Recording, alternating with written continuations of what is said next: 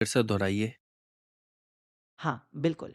तो डेइज़्म एक ऐसा विश्वास है जिसमें लोग ईश्वर के अस्तित्व को तो स्वीकार करते हैं, लेकिन वो मानते हैं कि ईश्वर ने दुनिया को बनाया, लेकिन अब वो इसमें हस्तक्षेप नहीं करते।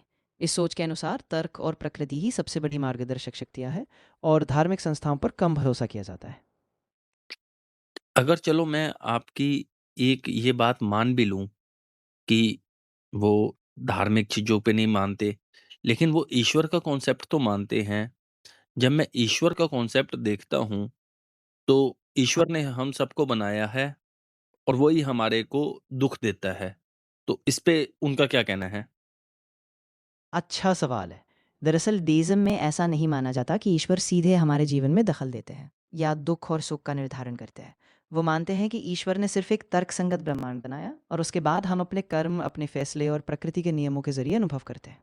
तो इस तरह दुख या सुख का जिम्मा सीधे ईश्वर पर नहीं डाला जाता, बल्कि मानव के अपने कार्यों और परिस्थितियों पर ज्यादा जोर दिया जाता है। चलिए, अगर मैं मानता हूँ एक मानव है या एक जानवर है, उसको दोनों को ईश्वर ने बनाया है, लेकिन एक मच्छर फीमेल मच्छर, वो जो खून चूसती है, उसकी मजबूरी है, अगर वो खून नहीं चूसेगी तो वो अपने पेट के अंडों को पालन-पोषण नहीं कर पाएगी। लेकिन ये एक गलत है, अगर हमारी नैतिकता के हिसाब से देखें। तो इस पे हाँ, डेज़ क्या कहेगा? देखो, डेइज़्म खुद एक नैतिकता का पूरा ढांचा नहीं देता, क्योंकि वो ज्यादातर ईश्वर के और तर्क के आधार पर भरोसा करता है, न किसी सख्त नैतिक कानून पर। ऐसे मामलों में डेज़ लोग अक्सर ये मानते हैं कि नैतिकता मानव तर्क और सामाजिक समझ से आती है। तो जब हम इंसानों और जानवरों की नैतिक जिम्मेदारी देखते हैं, तो डेज़्म इसके लिए एक खुला मैदान छोड़ देता है, जहां हम अपने तर्क और अनुभव से समझ विकसित करते हैं। आपकी आवाज़ कट गई है और धीरे-धीरे मुझे फिर से समझाइए। हाँ, बिल्कुल, मैं धीरे-धीरे समझाता हूँ।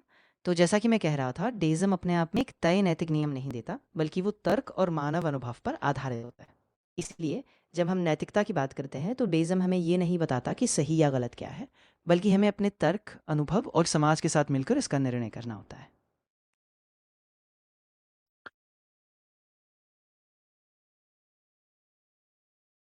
लेकिन जो इस समाज में लोग भूखे मर रहे हैं या अंधविश्वास है या हाँ, इस चीज़ पे डेज़िज्म क्या कहता है? देखो, डेइज़्म खुद नैतिक निर्देश नहीं देता, लेकिन अगर हम तर्क और मानवता के आधार पर देखें, तो डेइज़िस्ट लोग अक्सर कहते हैं कि हमें अपने तर्क और दयालुता का इस्तेमाल करके इन समस्याओं का समाधान ढूँढना चाहिए।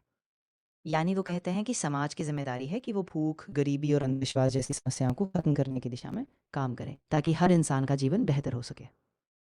बहुत अद्भुत, बहुत अद्भुत। हाँ, मुझे भी अच्छा लगा कि हम इन चीज़ों पर ज़्यादा गहराई से सोच पा रहे हैं।